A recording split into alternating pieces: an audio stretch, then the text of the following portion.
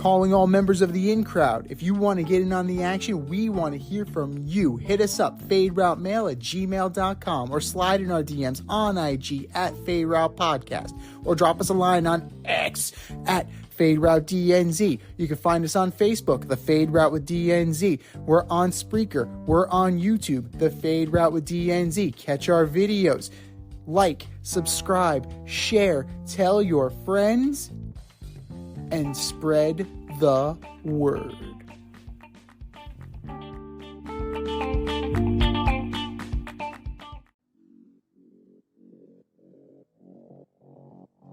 Coming at you from the Hey Yo Studios, it's the Fade Route with DNZ. Here are your hosts, D and Z.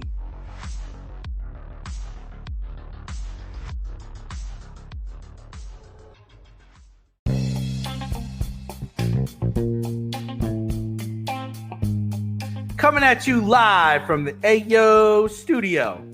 Hey, It's the Fade Route with D and Z. I am D on a special Saturday morning edition. Everybody loves those. good morning. Good morning. So on today's episode, Bellinger gets a job, court storming claims another victim, and there are plenty of running backs on the open market, but which one is the best for your team? But we'll begin today's show with the NFL Combine. Caleb Williams and company have been having a good old time all week, picking and choosing what they're going to compete in and what they're going to do. We see a lot of prospects skipping the cognitive test. Z, do you think skipping the cognitive test at the Combine is going to hurt anyone's draft stock? It's a weird situation, because what we're looking at here is players asserting their rights before they're even under the collective bargaining agreement. And, that's fine. You don't have to submit to unnecessary testing as part of a collective bargaining agreement you're not a part of yet, right? It's not a legally binding thing to you. However, I am going to say this, that choosing not to throw, choosing not to run the 40, choosing not to take the S2 cognition test, which replaced the Wonderlic, it's not a good look. It makes you seem like you have something to hide, right? Like Caleb Williams is saying that only one team is going to draft me. 32 teams are not going to be able to draft me. There's only one of me. Mr. Williams, have you ever heard of a trade? Have you ever heard of a trade? Have you ever heard of free agency? When you hit that moment, 32 teams, if you're good enough, will come bidding for your services. So that's kind of silly. It's kind of silly to paint it that way. There's only one of you. Yes, there is only one of you. That is true. There's only one of me. There's only one of D. There's only one of all of us. However, that does come off as a little arrogant and a little entitled. And the NFL is a league that is quick to humble arrogant and entitled people. So it's probably not going to hurt somebody like a Caleb Williams. Maybe he'll go from number 1 to number 2 like CJ Stroud did. So, people like to say that the S2 damaged CJ Stroud. CJ Stroud went to the number 2 overall pick to the Houston Texans, and he did all right for himself. I would say he did all right for himself. I'd say he did better than Bryce Young, who was taken at number 1. So it's going to not necessarily hurt their draft status, but I can see where front offices are going to be like, we'll deal with you now, but we are going to keep an eye on this, and come free agency time or contract restructuring time, we're going to keep this in the back of our mind that you're not willing to play ball. Yeah, I mean, the overall arrogance of this guy, it's kind of starting to wear on me. From the rumors that him and his father were seeking an ownership stake in a team that drafted him, to, he's been at the Combine this week. He's walking around and he's asking players questions like reporters do. He's kind of gotten this goofy kind of mindset where he he thinks he's going number 1 or number 2, and there's no humble. He's not humble, see, and I think that's the problem with him. Now he could be a phenomenal football player. He could be a great passer. He could be the next Dan Marino, Drew Brees, or they're trying to say he's the next Aaron Rodgers. I don't know about that. But in terms of like aloofness and tinfoil hat type stuff, maybe. Yeah. Not in regards to talent, I don't think. And even Aaron Rodgers, when he came out, it took him a while to find his place in the league. He sat behind Brett, and then even when he started, they did okay that season, but it wasn't until 2 or 3 years later that we get the Aaron Rodgers that we had like 5 years ago. So that's the problem for me, and I've always been a big fan of this. Like, the talent is the floor, but your character is the ceiling. And the character that I'm seeing from this young man is making me very hesitant in drafting him. I want the guy that's going to do whatever's asked of him. You know what I mean? And I get it. If you don't want to take the test, and if you're trying to pigeonhole yourself into where you get drafted, right? Because you're not making yourself more available or more appealing by not taking the test, right, Z? Like if he was to take that test and crush it, well, now if I'm sitting at 7 or 10 or 14, I'm like, he didn't have to take this test. He took it and he crushed it, or do I look at him and say, well, he's been at the Combine all week and he hasn't been saying anything. He's been all about business, and he's been all about how good he is, how good he was, and what he's going to do for my franchise. Okay, yeah. But when I see you walking around, asking other players questions, being goofy, when I hear that you made $9 million playing for USC last year, when I see you roll up in your Ferrari,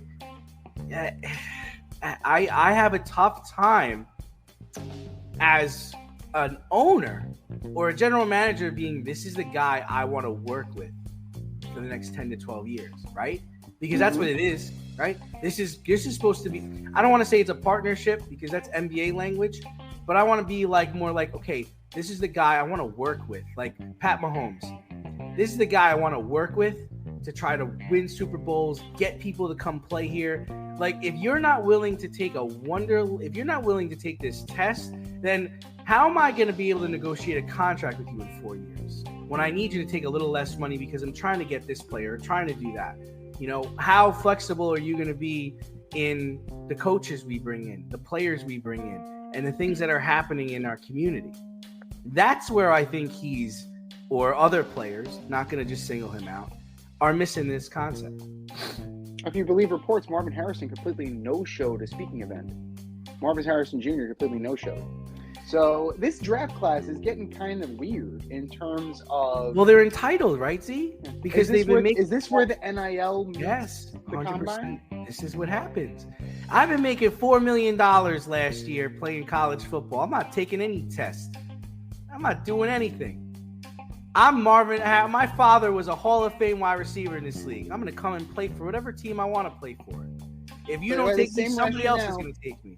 By the same rationale, what have you proven in this league? You're giving me your daddy's resume. Right. What have you done? Right. What have you done? I completely agree with you. But if you're the Cardinals and you're sitting at 4, you don't got much of a choice, right? Mm-hmm. Like, you could take the kid from Washington. You could take the kid from Washington if you want. You see the pedigree of Marvin Harrison. It's tough. It's a tough call. I think there's more flexibility when it comes to Caleb Williams because I think this quarterback draft class is loaded. Also, I think if you're the Bears, you're helping me make my decision because based on what I've seen this week, I'm trading the pick. I got a good kid. Justin Fields is a good kid. He a good guy. And he wants to be here. He wants to play here. He's shown he can be dynamic. He's shown he can play. Let somebody else get this headache because that's what it looks like. You're going to be dealing with a headache for forever. Like even if you ask the Packers, Yeah, in the beginning, Aaron was great, but towards the end, he was a fucking headache. And once he decided that he was trying to assert control over the organization and try to be part of the front office, when you're not part of the front office, you're not managing. You're a player. Bingo. Not only that, but it's like, what did we think happened with Rodgers, right? Is it his playing ability went to his head? His arrogance went to his head? Everybody's saying he's the best quarterback in the game. He's so great. And eventually, you start to believe that. And I'm not trying to knock Aaron Rodgers because I do like him as a player. But this is the thing that wears. And it wears. And if you're going to – and Aaron did this in year, 8 or 9? Mm-hmm. This kid's going to come in acting like this in Chicago? That's not going to work, man. That's not going to work. And granted, he could be a great player, but we don't know yet. But heading into – we haven't really started the 2024 season, but there are no tags out there right now for free agent running backs. None. And it's making it a deep free agency class. Madison from the Vikings just got released yesterday, which is wild. So you've got guys like Derrick Henry, Josh Jacobs, Saquon Barkley, the kid from Dallas, Pollard's out there too. All these top-end, top-tier running backs are just sitting out there right now. So Z, who do you think is the best of the bunch? Like if you could have any free agent running back, we're going to walk you into the room and say, all right, coach, all right, GM, Mr. Zinzi, we got all these guys out here. We're willing to make a push to get one of them. Who's the guy that you're like, let's try to get him? He could help us win next year, and I believe in his ability to still play football. That's the key, isn't it? Really? You were talking about Marvin Harrison in the previous segment about what do the Cardinals do? Do they take him? Right? It all depends on if you believe that Kyler Murray's the man or not. If you believe that Kyler Murray's the man, maybe you engage the Vikings and you go get Justin Jefferson. So maybe that kind of alters your mindset here. For me, if I'm on a rebuilding team, I'm probably going to go for a guy like a Tony Pollard or maybe like an Alexander Madison, who's going to be younger. He's going to be less expensive. It's going to allow me to kind of work my magic here. But if I am the Baltimore Ravens, for example, I feel like I'm close. That's Derrick Henry all day. That's Derrick Henry all day. He's a beast of a running back. They play punishing football. Derrick Henry's a punisher. It's what he does. So, he fits my system like a glove. It really does depend, unfortunately. But in terms of best overall, Henry does have tread on the tire because he's been taking a pounding because Mike Vrabel's offense was very much the same thing. Feed King Henry the rock. And let's just let him drag 6 defenders with him. Let's just jump on his back. So, I get it. But how do you not see Josh Jacobs on the free agent market, the guy who's won a rushing title, and be like, okay, you have my attention. It's Saquon is Saquon. Touched by the hand of God, the whole thing. We've seen his history in New York play out, underutilized, and when he has been utilized, it's been okay. Yeah. So I gotta say, in terms of production-wise and age-wise, that sweet spot for me is Josh Jacobs. Okay. That's fair. Just to give our listeners an idea, there's a lot of talent out there. You've got Saquon Barkley, Josh Jacobs, Derrick Henry, Tony Pollard, Austin Eckler, DeAndre Swift, J.K. Dobbins, Devin Singletary, A.J. Dillon, Zach Mouse, Alexander Madison. The list goes on and on and on. It's tough. I think for me, I like the idea of a Derrick Henry, but if I take on Derrick Henry, he's not going to be my workhorse. He's going to be my goal line back. And every time we're in the red zone, we're going to score a touchdown. It's just facts. It's facts. Jump on his back. They can do whatever we want, but I'm going to trot a fresh Derrick Henry out on the field in short yardage situations and when I'm on the goal line. And good luck. He's 30 years old. His rushing yards have been declining. He still scored 12 touchdowns last year, so that's legit. He's far from the 2,000-yard season he had in 2020 and the 1,500-yard season he had in 2019. He's definitely on the decline, but for what I'm going to ask of him, it's short yardage. And even if it's the Ravens or any team, Steelers, right? Yeah. He's my short yardage guy. I mean, that's it. He's come get some, right? Now, if I'm even the Ravens, I think should take a look at, and I think the Texans should take a look at, is Saquon Barkley. Just because, when he's healthy, I mean, he is legit. The problem is the health aspect, which he really is up and down every season. And sometimes it's just not a good fit, right? Sometimes it doesn't work out for whatever reason. You didn't play well in New York, or you didn't play enough in New York, but you're going to be able to succeed somewhere else, and that's okay. So to piggyback off of that for just 1 second, we've seen Saquon Barkley, right? We've seen him go through Jason Garrett. We've seen him go through Brian Daboll. We've seen him go through Mike Kafka. We've seen him go through Pat Shurmur. Not one person has unlocked what this guy is able to do. There is no creativity. There has not been creativity in the New York Giant run game in forever. It's Saquon up the middle. Up third down, draw play. It's like they have two plays, dude. Like, if he goes to a team like the Chiefs, the Texans are really interested. Him and Dameon Pierce would be very interesting together. Right? Yeah. So you put that together. You put an offensive mind out there who actually, likes running the. Oh my God, him in Pittsburgh, a team that likes running the ball. Or now you got Harbaugh over in LA. Ooh. They could get a fresh back. I mean, I've never been an Eckler fan. To me, he's always just been too small. I've never been he's a fine player, and he's had tremendous seasons. He's just not the kind of back that I look for. But man, I mean, LA. Yeah.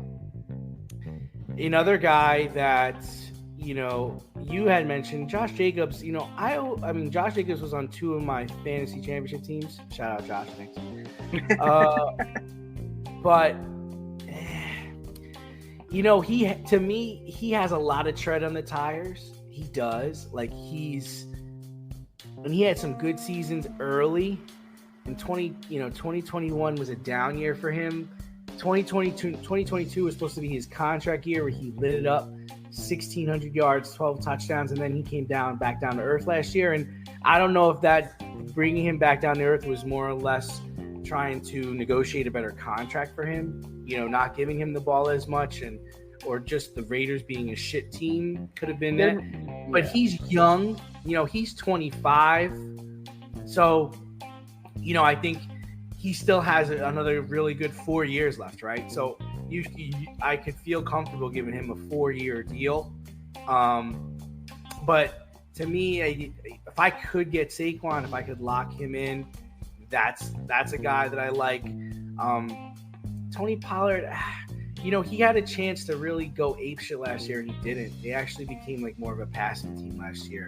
So I'm passing on him. Like I told you before, I don't really believe in Austin Eckler. Austin Eckler, as I feel bad making this comp, and Z, let me know if you're on board with me. Dion Lewis, right? Like, that's who kind of he reminds me of. He's a bigger Dion Lewis. I'm sorry, dude, but that's who you are to me. And I'm not interested in that kind of player. Like, I could go get a guy like that in the draft, right? Yeah. DeAndre Swift to me could be like a poor man's Derrick Henry.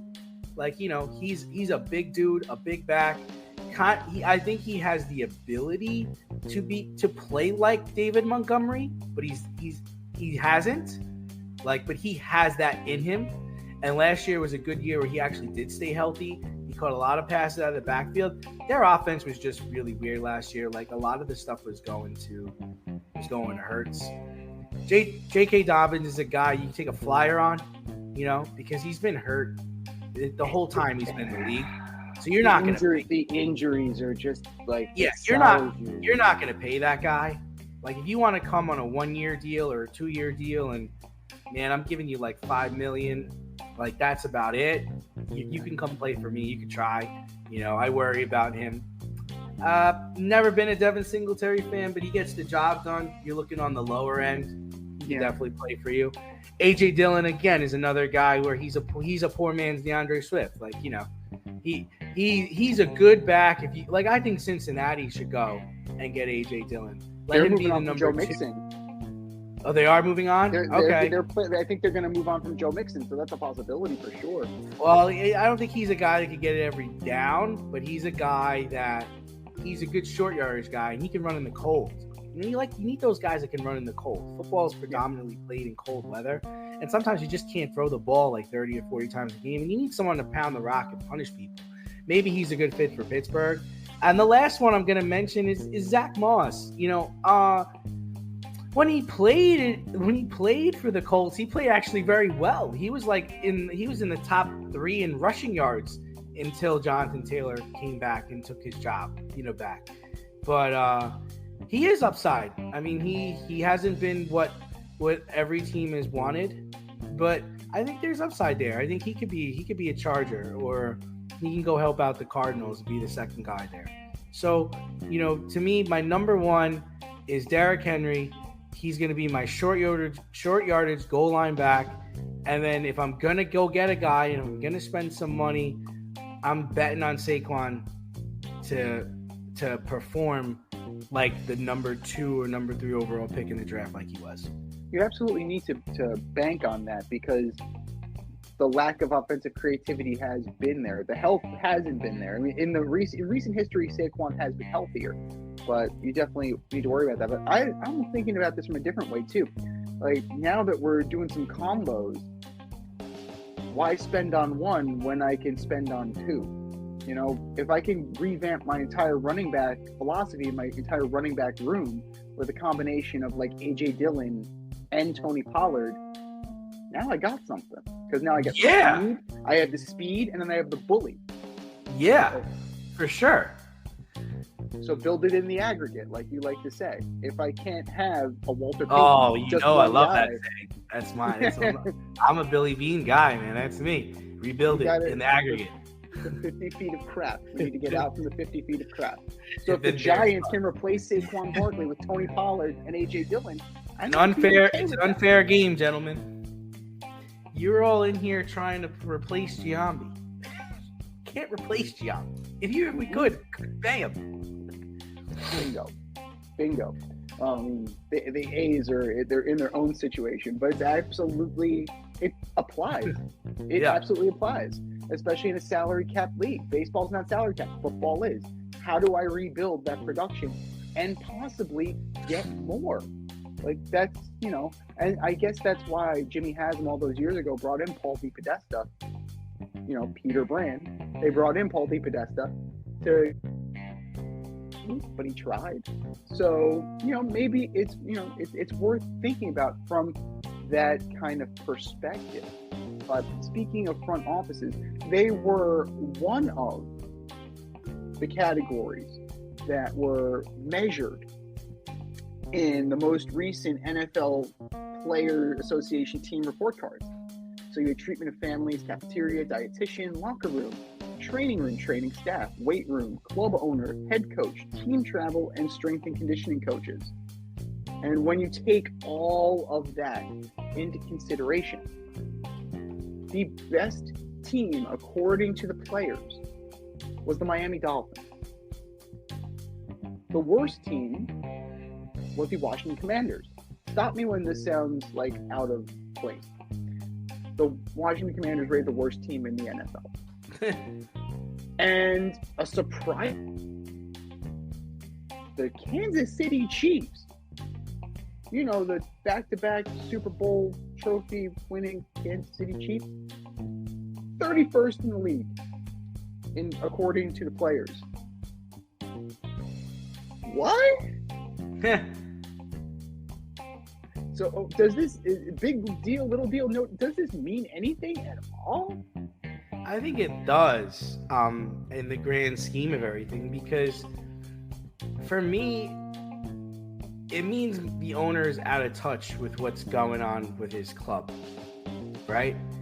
I mean, if you're Clark Hunt and you've won 3 championships the last few years, and you have arguably the best quarterback in the game, and you have people on your team and in your building giving you an F as a general manager, giving your training staff, I believe their training, hold on, let me pull this up. I believe their training staff scored really low too. Hold on, let me see what this is. Training staff, Kansas City. Your training staff get a D-. Yikes. Your training room get a D+.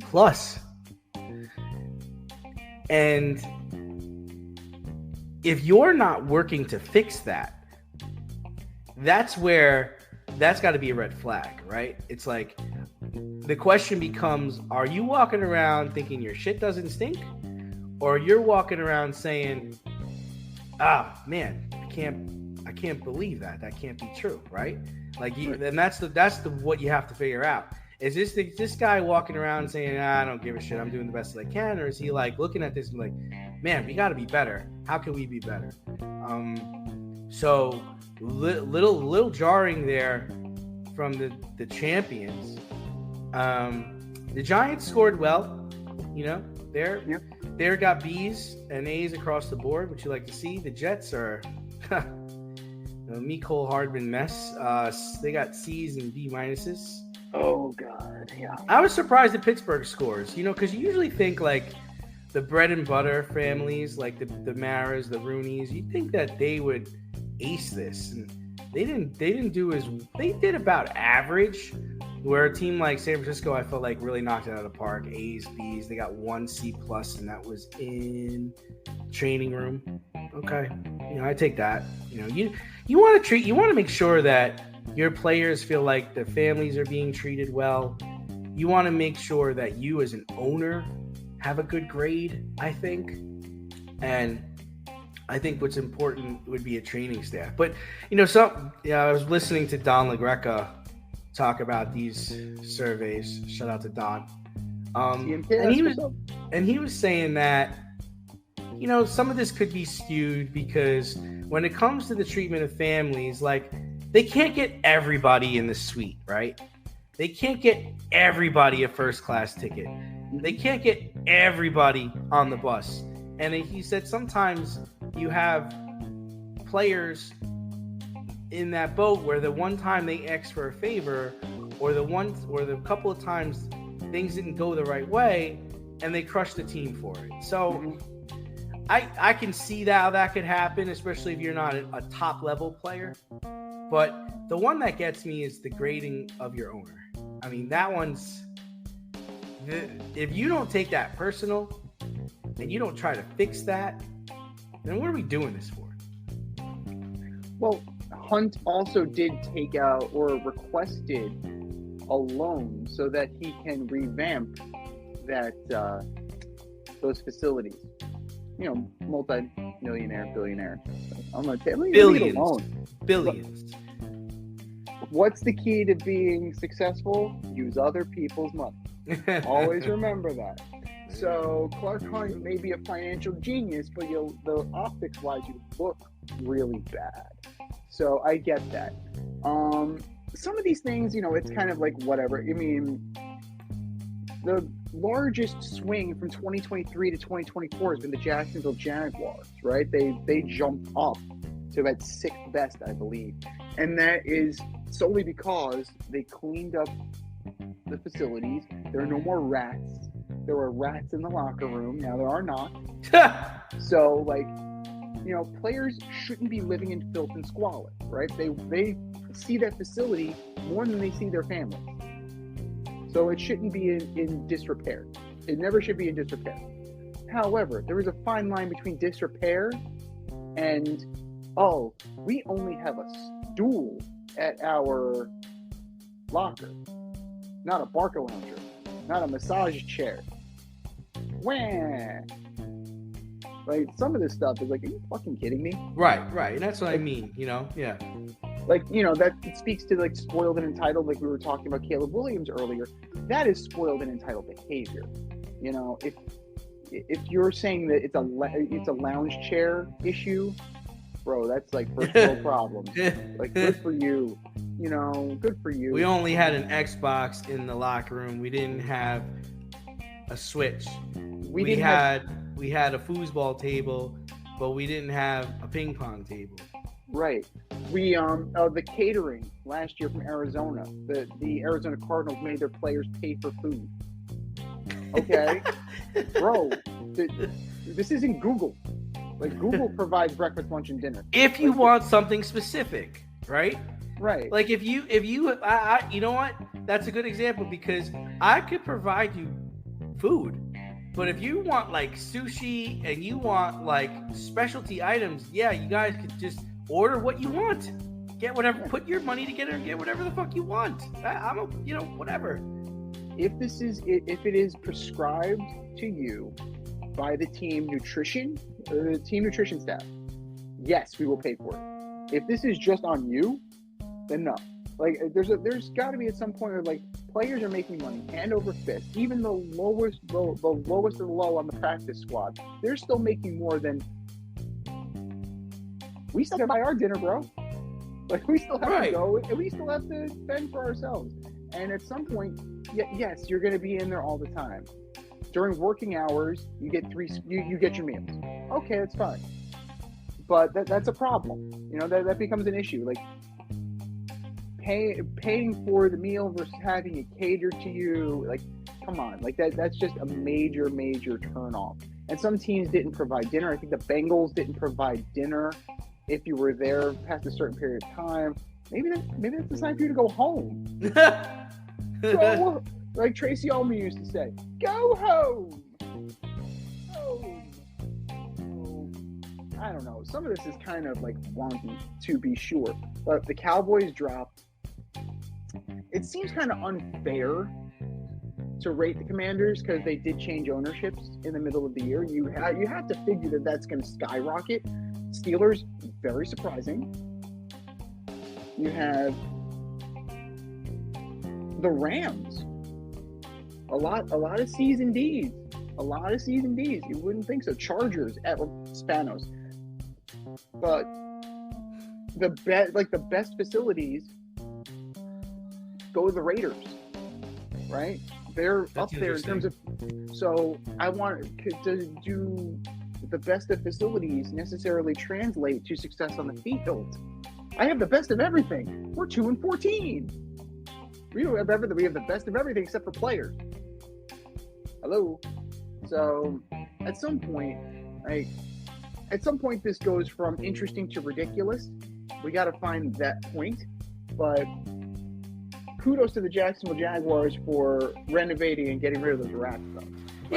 Just getting their shit together. I feel like over time the owner figures out what's needed, what's not needed, and how to make things better. So, and that's all you could ask for is that you have an owner that takes a look at this survey and says, okay, we're going to get better in these areas. And we're gonna try to improve the quality of our staff and our team. And that's the main reason behind this. That's the bottom line. It all boils down to the owner. Everything falls from the owner. The owner allows it to happen. Like when the opposing clubhouse flooded with sewage. that's because the owner didn't fix the plumbing, right? When at the Nassau Mausoleum, when it flooded with sewage, that comes from ownership. Guys, you have to. It's maintenance. Like, it's part of owning a building. Like, you own a building, or even if you lease the building, You lease the building from the city, you still have to maintain it. You can't run it into the ground. Are you in need of air care maintenance or service? I have the company for you. Air Care Technicians. They service the Westchester and Northern Bronx area and can help you with all your heating and cooling, maintenance, and service needs. Just give them a call at 914-315-1547. Again, that's 914-315-1547. Or shoot them an email at aircaretechnicians@gmail.com. These guys are the real deal as they are veteran-owned, licensed, and insured. Make sure to tell them that D&Z sent you. And speaking of being all on somebody at the end of the day, we have 2 more incidents of fans behaving badly in men's college basketball. We had the Kyle Flipkowski court storming issue at Wake Forest, and then you had the bottle throwing incident, Texas Tech. What is going to stop this? What? There were suggestions of giving a countdown clock for teams to vacate the court, so security can hold the crowd at bay just until everybody vacates. Like, what is the solution? Because right now, doing nothing is not the problem. Doing nothing is the problem. Well, listen. When it comes to court storming, I mean, this is all coming across because Wake Forest, they upset Duke at Wake Forest, and they stormed the court. And one of the players on Duke, Phil Pawski, got hurt. He hurt his knee, got clipped.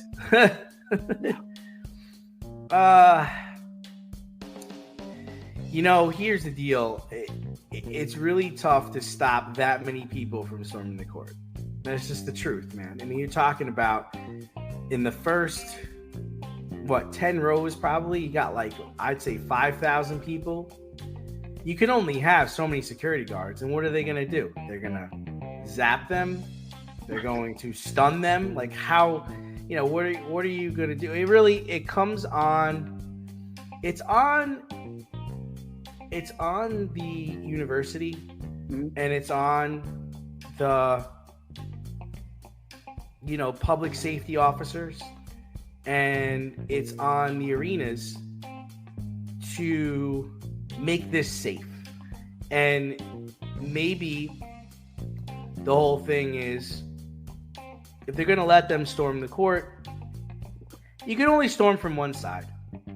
Okay? This side is going to be open. You can all funnel through here. And maybe that's the way it's done. As far as giving people time, the only thing I would say about this is, as a number 1 team or a number 2 team or a ranked team, you've got to take the temperature of the situation. Okay? You've got to understand that, okay, there's 10 seconds left in this game. We're going to lose. They're going to storm the court. I need to have my head on a swivel. I need to be safe. I need to get off this court. It's that I'm putting on a player. Understand the gravity of the situation, understand what's going on, and protect yourself. Be smart. I'm not against court storming. I kind of like it because, I've almost been a part of one, and it's kind of cool. It's a college thing. This is a college thing, and I don't think you can stop that many people from storming the court unless you're going to put up a wall. Or, and I'm not talking like a 5-foot wall or 6-foot wall. I mean, like a 3-foot wall, impede people's progress. It's not so easy just to walk down to the bottom and get onto our court. And again, that falls on the arenas to do. Now, as far as the bottle throwing situation, I mean, that's dangerous. Okay. And that all happened because a Texas player decided to flagrant foul somebody, and it was really dangerous what he did, and people weren't happy with the results of that. The simple fix to the bottle throwing is you don't sell bottles in your arena anymore. Everyone's got to get a cup and you get fountain sodas. That's it. Don't vend it. Make people have to go and buy it at the stands. You know, for years, I can't even remember that. They don't vend beer at Madison Square Garden anymore. Because people were getting out of hand. You know, so that's how you fix that problem. The other way is you find the universities. You find them. And NCAA's got to do something. Find them. And they're lucky this kid who got hurt for Duke didn't sue them. Imagine if he got clipped and he tore his ACL or he tore his meniscus and he's out for the rest of the season. Mm-hmm. You know, he was trying to say that he felt like that fan was coming after him. I don't think so, but I could see a situation where a person does do something like that, right? Does go and try to clip a player or knock a player down or rush. So those are the things you have to be careful of. So, like I said, in my opinion, you can't stop all those people from storming the court unless you build a wall or at least make it so that they can just come from one side, one tunnel side, one side, and take it from there. I mean, you can never judge anybody's intent, right? You can always no. you can't do that, but it's within the realm of possibility, absolutely, that you see an opportunity. As you know, think back to the rivalry between Auburn and Alabama, right? You had a guy poisoning trees just to get back at the other school. So, like, we're dealing with people who are in the irrational mindset, right? If you're storming the court, you're super excited. Behavior, right? Normally, we wouldn't do these things, but you're in a state of excitement, and you're going to do something you don't necessarily do. So, okay, you couple that with you see an opportunity, maybe you take it. Right, that's kind of what's going on here, because you can never judge anybody's intent. It's possible that a bad actor gets in there and seizes an opportunity. Sure, always. We also have taken into account this happened a month ago at Iowa with Caitlin Clark. Could you imagine if Caitlin Clark got hurt? Yeah. So yeah, same idea. Yeah, I mean, can we stick on Caitlin Clark for a second? She's decided to go pro. What are your thoughts on that? I mean, she's proven all she can prove at the collegiate level. Let's go. Let's see what you can do with the pros. I'm good with that. You know, at some point you reach where it was like Reggie Bush at USC. It's as high as he could go. It's the best he's going to do. And if I stay any longer, the only thing I'm going to do is hurt myself. Yeah. So now it's the time for her. Like, Reggie Bush was a man among boys. She is a woman among girls, so to speak. And then now is the time to get up to equal competition. And I think she'll do well. I think she will do well. So, I mean, we'll see how that goes. But could you imagine, like, she made that announcement this month that she's going to go pro. Could you imagine last month if she got laid up in a court storming? It would have been disastrous. A PR nightmare. How do you fix it is the question. I don't necessarily, I mean, giving the fans what they want, right? Like, I don't necessarily know if that's the way to go on this. It's got to be like a zero tolerance policy. It happens it happens way more often than we let on. And it's escalated. Now we're getting into altercations between players and fans, whether accidental or on purpose. So you got to figure out a way, you know, and even the English Premier League, they have not been able to find a way. Last month there was a pitch storming, and it took a good 30 minutes to clear the pitch and get the teams off. So they sounded a siren. They had a fleet of security completely surround the pitch. People were still able to get on. Now, security was detaining them, but there were holes in the net. It allowed for the teams to, so maybe not a timer, but like a fleet of security people. Like maybe you just need more security. Like in the last in the last few seconds of the game, just active and surrounding the court, to at least delay. If we can delay, that's fine. Like, I mean, Mike Golick Jr. was saying free food if you turn people in.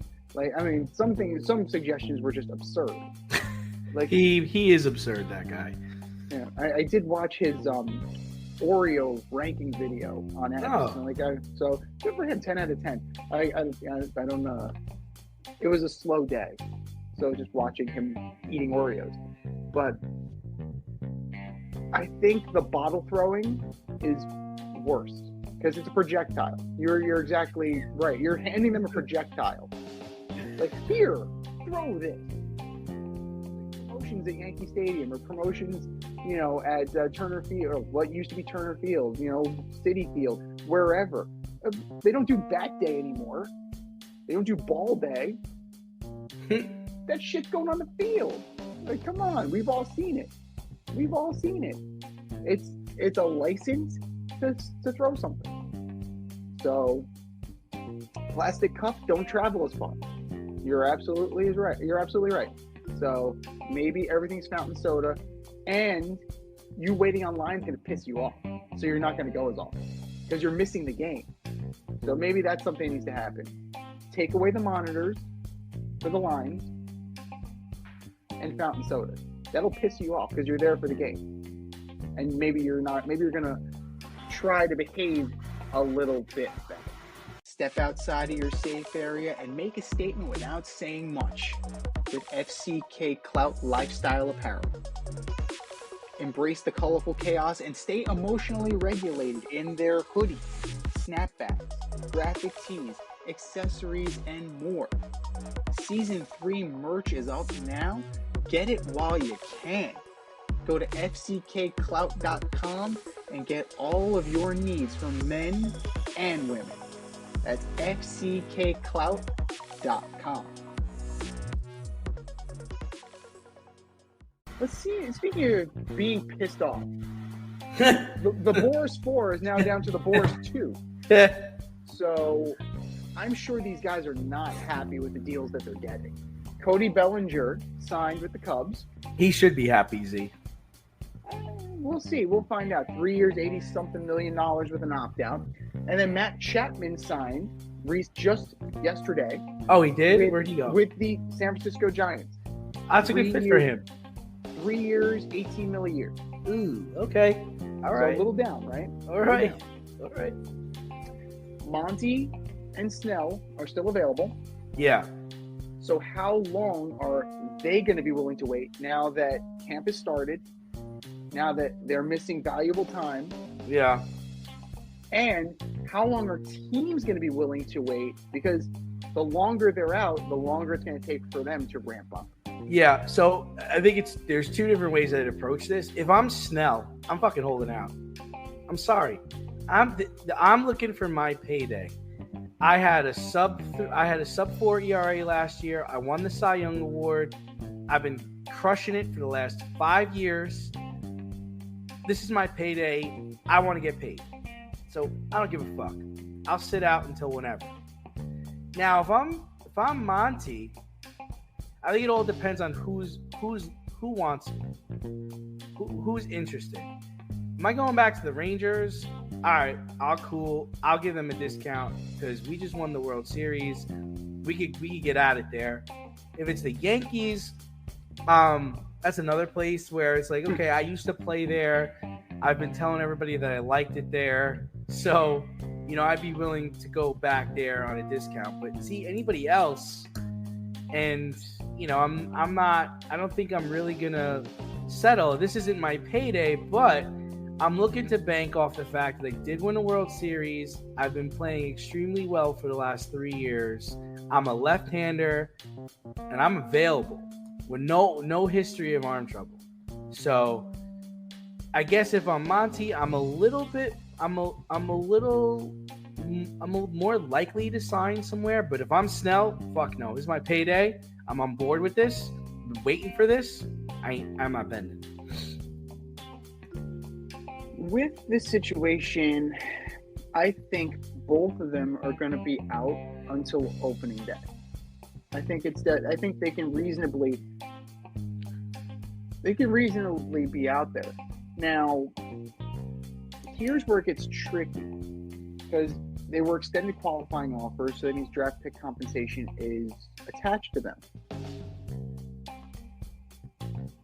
That becomes null and void at the Major League Baseball draft. Are you really? Do you have enough money to hold out to the Major League Baseball draft? Like, that's the I think kicker. Snell should. I don't know about Monty, but Snell should. So that's the kicker, right? You have to hold out until July. Now, are you at that point? What are teams realistically going to offer you? Like, that's my question. Because if you get like this full, like, you'll get a prorated deal for the remainder of this year, provided that you're ready, right? You're still not in game shape. Yeah, you've been growing, but you're not necessarily in game shape, right? There's a difference between being in shape and being ready to toe the slab in a major league game. That's why they send you out on rehab assignments. So if you sign, say, the middle of July, you still have to ramp up. You're at the end of August. Like, that's pretty, I mean, that's a coup right there. That's kind of a coup. If you saved your money, you absolutely could do that. But if you're looking to kind of play ball on this, I think you got to get into camp ASAP. Like, you're missing a lot. You're missing the opportunity to go the entire season here and possibly maintain your health, because you run the risk, right? You ramp up, now I got a teres major, or now I got some elbow stiffness, now I got a shoulder problem, because I was trying to do this in a short period of time when that's the whole point of spring training. Like, What's Montgomery? Do you know what he's looking for, Montgomery? Monty's only 30, so I would figure he's probably looking in like a 4-year, 5-year deal. Pitchers don't get the 10-year deal. Like, we know this. So where are you? Like, if you're Montgomery, you've got a low offer from the Yankees, you've got a low offer from the Rangers, and you've got the years you want, but not the money you want from a team like the Twins. What are you doing? You gonna sit around? What are you gonna do? All right, so there we go. I have my ex, right? It's like, the Yankees are his ex. He's not going back there. They kind of cast him aside and treated him like ass. Now that he's proven himself, oh baby, I want you back. Yeah, well, there you go. So the Yankees are right. Montgomery and I'm Scott Boras. The Yankees and Mets exist in this conversation to drive up the price. It's the Rangers or bust. He proved himself there. He won a World Series ring there. He proved his mettle there. Yeah, Chris Young said they're not thinking about adding any more at the top, and they're going to get Scherzer back and all that. So it says here, Earth to Chris Young, you cannot trust Max Scherzer long term. Don't do that. Yeah, it says here that he's looking for. Okay, he's looking for a deal in the $100 million range. So he's looking for like 4 years, $100 million, or 4 years, like $90 million. And apparently, the only thing that's really coming through are 2-year deals in the $20 million range. Interesting. That is interesting. So that's. And while Snell is on the market, I think what's hurting them is that they both have, you have 2 lefty starters that are Scott Boras clients still on the market. So the crazy part of it, Z, is that that's at a discount, because originally he was looking like for 5 years, like $172 million. Like, that's what he was. He's come a little bit down to earth. Yeah, I mean, at what point do you reach? I'll take what I can get mode. And then the according to this report, the Twins did offer him a pretty lucrative deal, but he walked on that. Which is what I figured. I figured that he looks like a Twin. Like, that would work out well for them, I would think. Nondescript baseball player. Perfect twin. Perfect twin. But it goes back to like JD Martinez too, right? Because Martinez, he got the offer from the Giants. He's like, I'm not going there. Fuck that. No, I'm not going to San Francisco. What are you Fuck that talking shit. about? No. So I don't know. Major League Baseball players, you kind of need to get only off your one high horse fucking here. team I'm playing for in Los Angeles. Mhm. In There's California, I mean. There's only one team that's offered you to contract JD. JD, we have one offer. Fuck that. I don't care. Fuck that. Fuck that. I don't care. I'll retire. I am willing to go right now. I will eat oatmeal for weeks. Oh my god! But that's Turn this bus around with your precious field trip. God damn it! But this is all Scott Boris's fault. And here's I will tell you why. Because he's painted them in such a corner that they screwed themselves up. Now they're in this position. But see, if I'm Snell, I'm on board with it though. I'm telling you, like, if we went into the off season and we talked about this, if I'm Snell, Z, this is what I want, and there's no way you're moving me off of this. You're telling me that you look at Garrett Cole's contract and you're gonna be okay with taking less? Like, if you're Snell. Come on, like, if you're Snell, Z, you're gonna take less? Don't you want to get paid? This is your payday. This is it. This is the only time you're gonna be able to max out. You're never gonna be able to max out. This is your last chance. You're telling me you're gonna just accept whatever teams are throwing at you? No, I'm not saying that. Here's what I'm saying: Blake Snell's not better than Garrett Cole.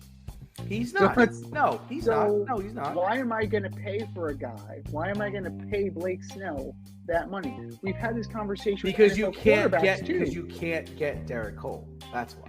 Garrett Cole. That's why.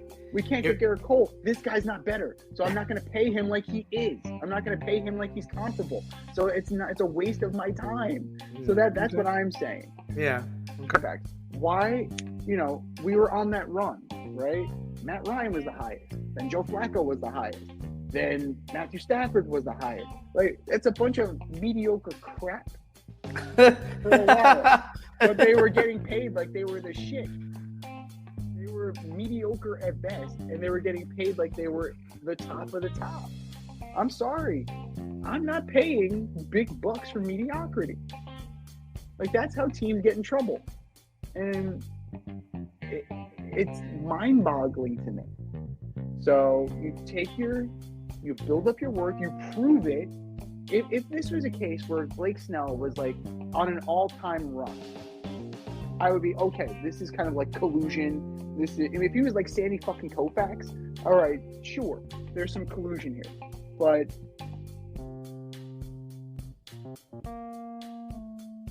Blake Snell has 2 Cy Youngs compared to 1.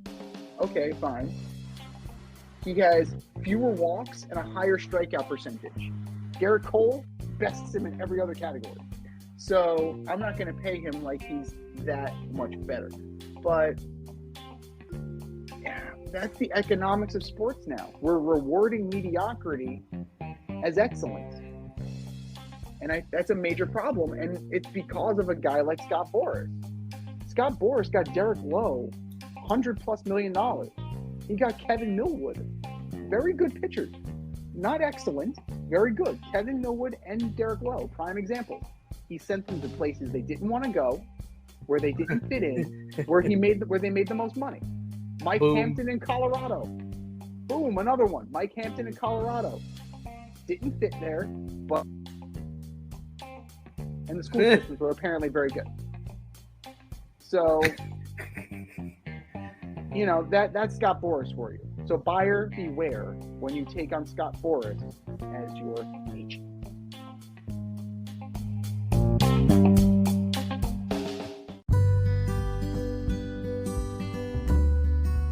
Avoid messy accidents. Get better stopping power with your brake pads. Callahan brake pads. You never know when you'll be driving in the road and there will be a truck tire that you need to avoid and save your family. Callahan Auto, we really care about what's under your hood.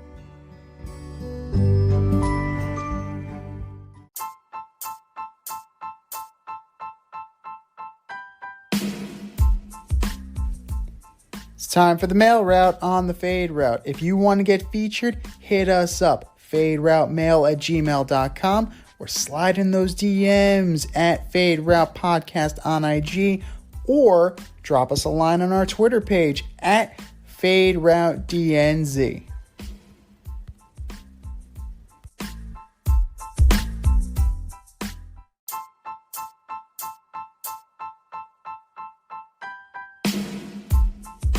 All right, boys and girls, we have a full mailbox today. And if you want your email featured on this here show, hit us up, faderoutemail@gmail.com. Slide in our DMs on IG at Fade Route Podcast, or drop us a line on X at Fade Route DNZ. Our first email comes from Tyler in Winnetka, Minnesota. Hey guys, will the Vikings really trade Justin Jefferson? I mean, I don't think so. I don't think that would be the wise play there. I don't know if there's a player of his caliber or his athleticism that's going to be coming out of the draft this year. Everybody remembers, they traded Stephon Diggs to Buffalo, and then they used that pick to draft Justin Jefferson, which was brilliant because Diggs has been headed south and Justin Jefferson's ascending. The problem with Vikings, man, is I think they just need a reboot. I mean, I don't think they have a quarterback right now, right? Because Kirk Cousins isn't under contract. I mean, they just released their running back. So, what's the plan? You have this great receiver, but you have no one to throw him the ball. So, I don't think they trade him, but I wouldn't. So, yeah.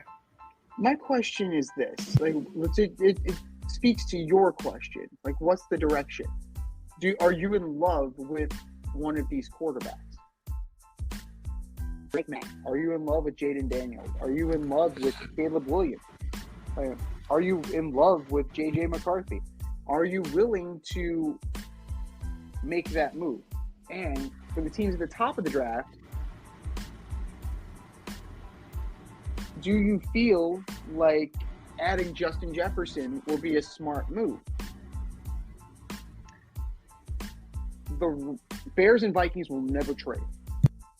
Never, ever, never, never. So, number one pick is off the table. Justin Fields is also off the table. So that leaves you with two. Second pick, the Commanders.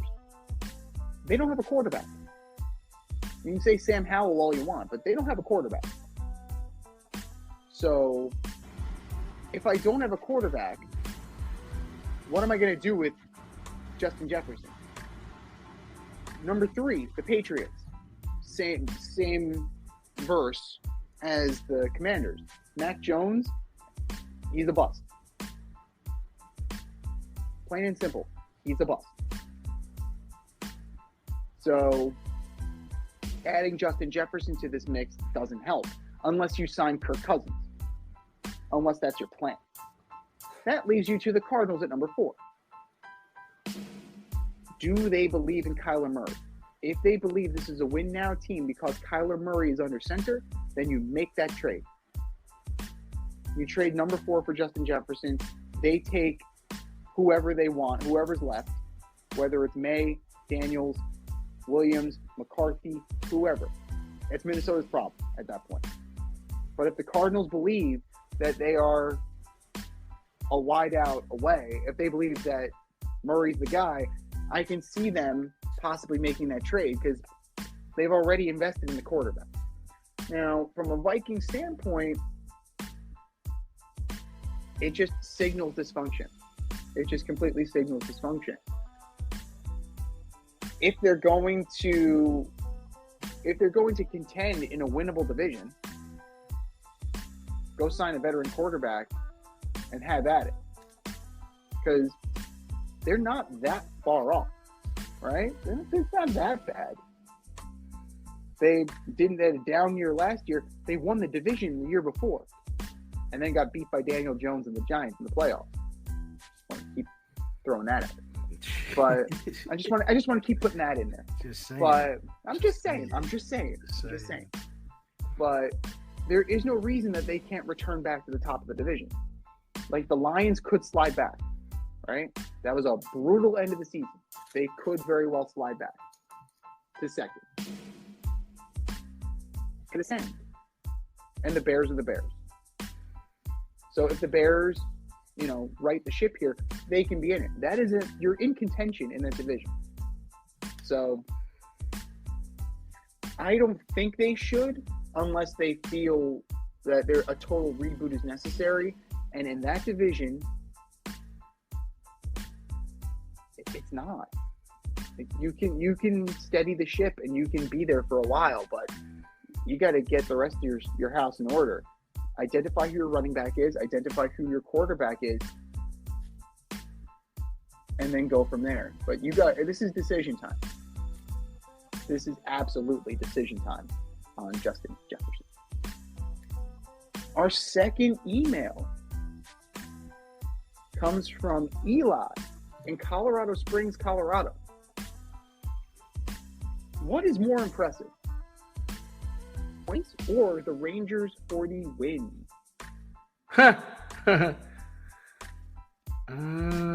Clearly we have a transplant out there. Yeah. Yeah. I'm going to go with the 100 points. It's extremely impressive. It's not something that happens.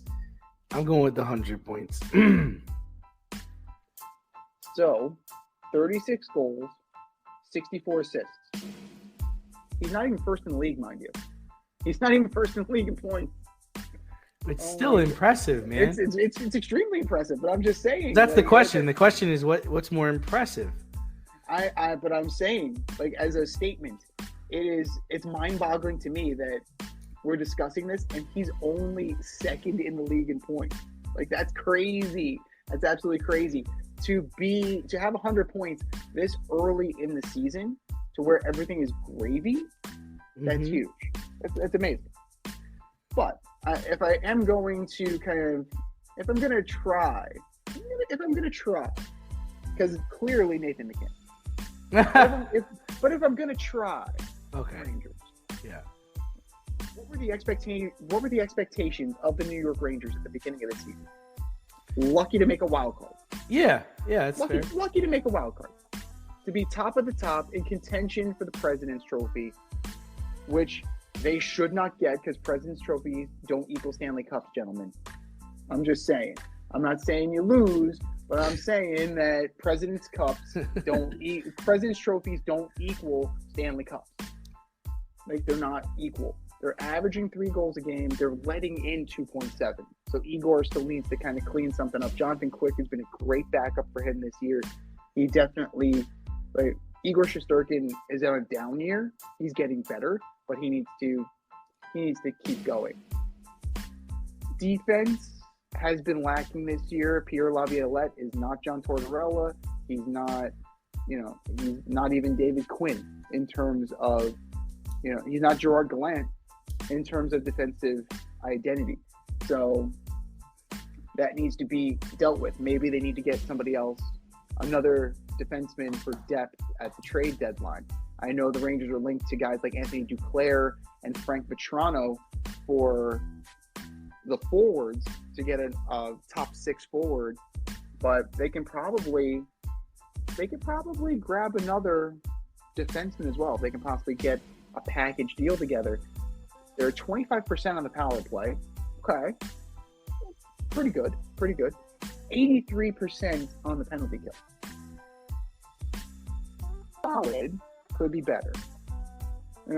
We're hearkening back to the days of guys like Dan Girardi who can't walk anymore because he was blocking shots left and right. Like, dude's got like a permanent hitch in his giddy up because he blocked so many shots for Torts. So, and Dan Girardi I think he's younger than the both of us and he's out of hockey. So, That's All right. like, It's all right, Dan. I'm out of hockey too. we were never in. We were never in, and we're out.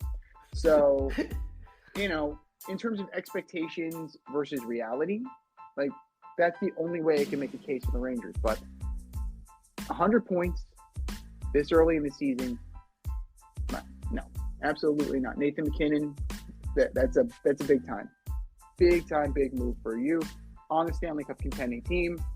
Yeah, no, good for you. The Rangers, more impressive, Nathan MacKinnon. Our third email comes from Sandra in West Covina, California. Hey guys, are you guys ready to eat some crow? Are the Warriors fixed? Ooh, are they fixed? I think they're playing very well right now. I don't know how sustainable this is. It comes down to Kuminga and it comes down to Clay. If Clay could come off the bench and just drop threes and give you 12 to 19 points, and Kuminga could just keep being this aggressive forward, this amazing athlete, then yeah, I think they're all right. But I don't know. They've had a really good run lately. I don't know how sustainable that is, and I don't know if it's good enough to beat a team like the Timberwolves and beat a team like the Thunder and beat a team like the Nuggets. That's all fair. Like, there has been a turnaround, and the point where that turnaround occurred was the benching of Klay Thompson. Like, that was the lever that Steve Kerr pulled, and it worked. Jonathan Kuminga is actually leading the team in field goal percentage right now. So it's very telling that they made the move, and it's actually working. They brought in that Podziemski from Santa Clara, and that is who replaced Klay Thompson. He's been playing well. Klay's been finding a stroke off the bench. Right? So kudos to Steve Kerr for understanding that a move needs to be made and making that move. Right? We don't want to. We have accused them of hanging on too long in the past.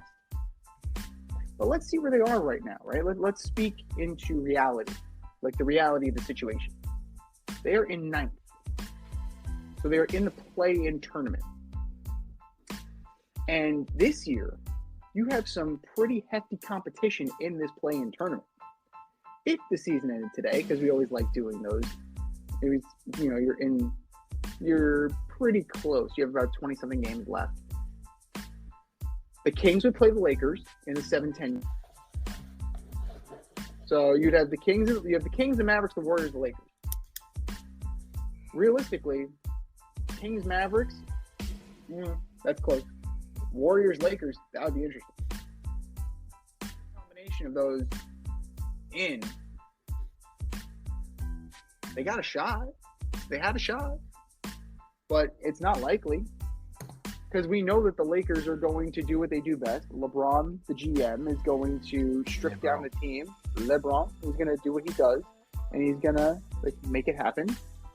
He's going to make this team in his image and likeness, come hell or high water. Come hell or high water with whoever who's ever to pay for who's ever on the free agent market who got a buyout, who's willing to play for $2, you can be a Los Angeles Laker and play with LeBron James. Luka and Kyrie have played better together. The Kings slid back we kind of figured they would. There's no guarantees with the Warriors. I can't say that they're fixed. They're in the conversation, but I can't say with any degree of certainty that they're fixed. But like you said, if they somehow get the 8th seed, right? They're drawing the T-Wolves in the first round. Can they clip the T-Wolves? Right. Yes. Yes, they can. Veteran savvy versus youthful stupidity. Give me veteran savvy any day of the week. I don't care that Rudy Gobert is on the Timberwolves. Veteran savvy will always beat youthful stupidity. Always, always, always. Now where you get tricky is that the Thunder, if the Warriors move up the ranks a little bit and somehow they're not good enough to take the Thunder, because the Thunder is more mentally mature, right? They are talented, they are good, and they have it between the ears. That'll be a good series, but I got to edge the Thunder in that. So are they back? Are they fixed? I'm going to pump the brakes, but they're close. They're in the conversation.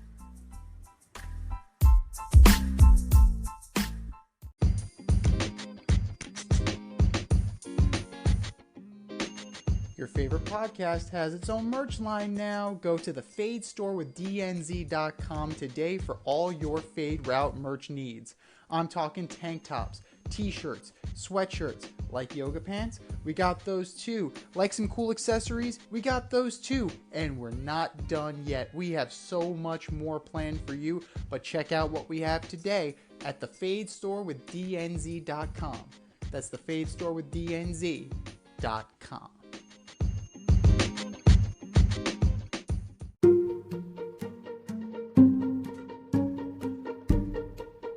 The Fade Store presents the Alleged Superstar of the Week Award.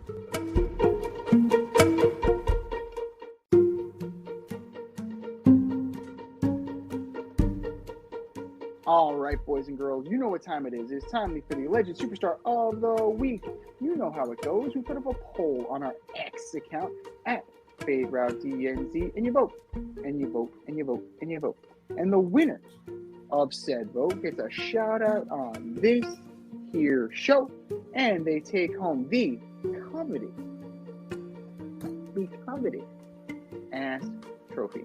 And do you know who took home the coveted ass trophy last week? D. They don't.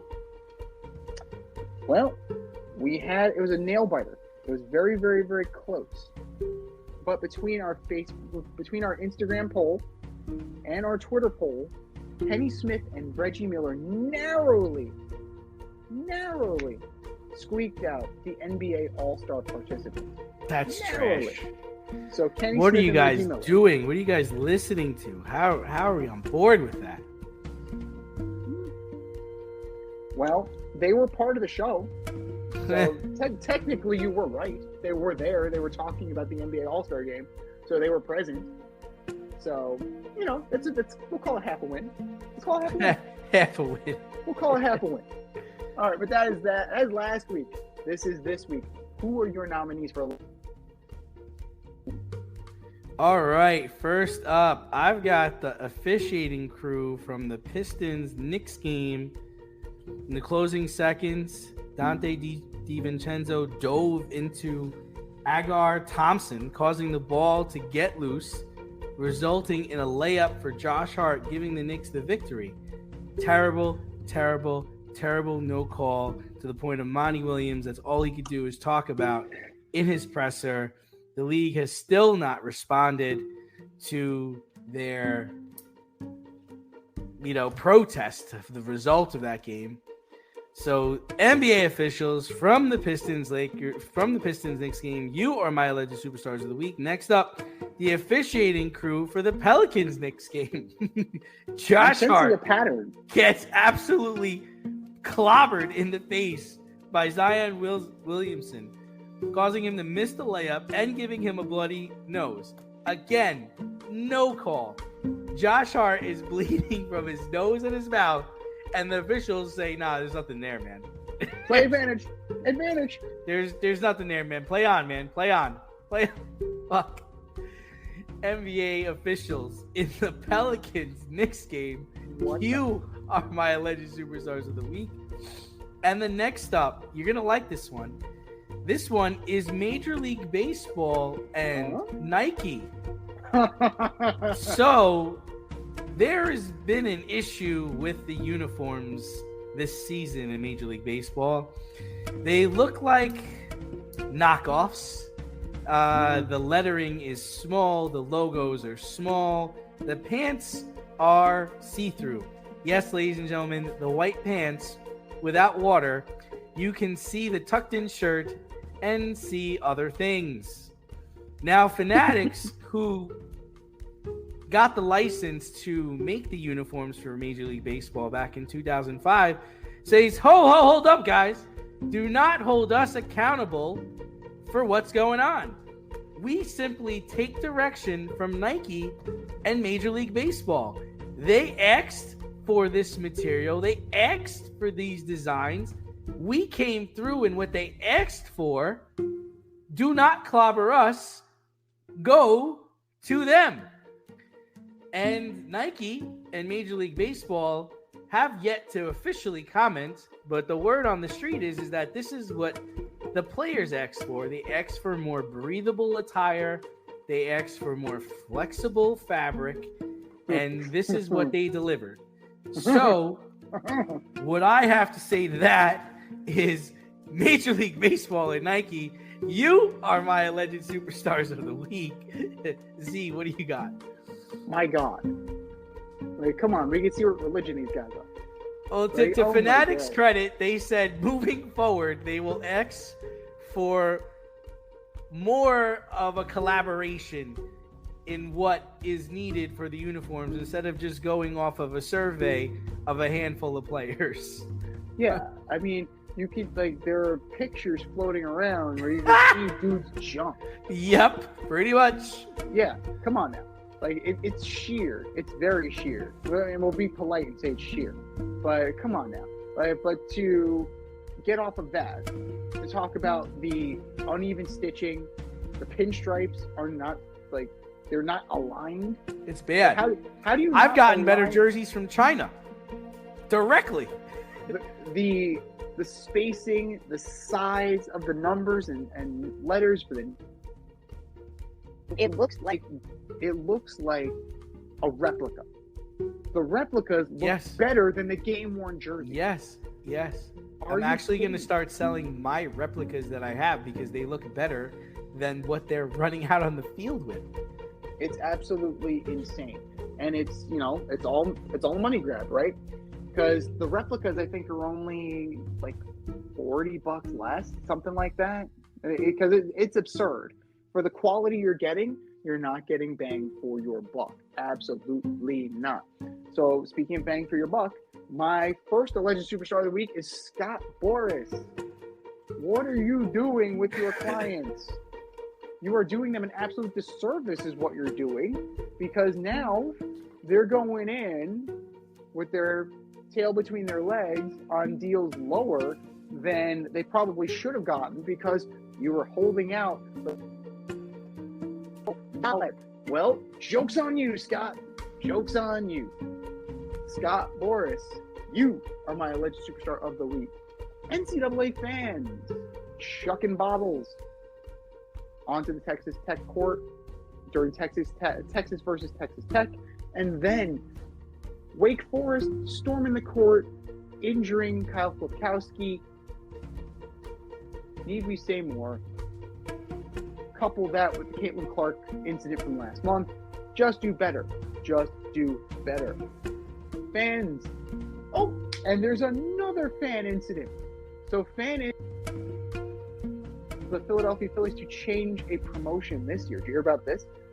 I did. It's no longer dollar hot dog night. Damn. Citizens Bank Park. It's now going to be 2 for 1. And here's why.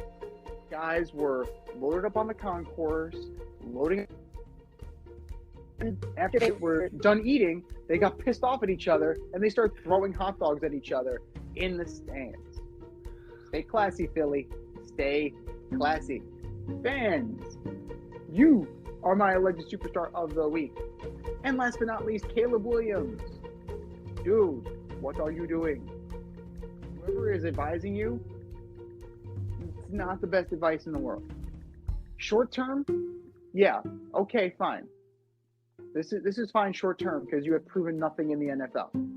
But once you get there, right, refusing to do medicals, refusing to participate in combine drills, refusing to participate in the cognitive tests, that's going to paint you in a negative light, especially come contract renegotiation time. You don't want to be seen as difficult, because if you're seen as mercurial and difficult, you get painted as mercurial and difficult, and you're treated as such, right? You become Aaron Rodgers, and not the talent part of Aaron Rodgers, the other part of Aaron Rodgers, the one that we vilify. So think about this, Caleb. Caleb Williams, you are my alleged superstar of the week. I think we've said our piece. Go to our X account at FadeRouteDNZ and our Instagram poll at FadeRoute Podcast. And vote, and vote, and vote, and vote. And for our nominee.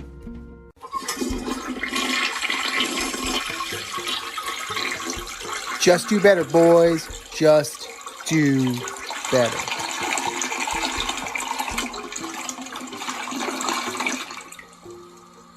This has been the Fade Route with DNZ. Thanks for tuning in. Catch our podcast on Wednesday nights on iTunes, iHeartRadio, Spotify, wherever you listen to your podcasts. So until next time, stay faded, everyone. Time for us to run the go route. We'll talk to you next week. Thanks for listening to this episode of our podcast. If you like what you heard and want to hear more, be sure to like and subscribe on your favorite podcast platform. Rate us 5 stars, leave us a review, turn on subscription notifications, and tell your friends. Spread the word, spread it wide.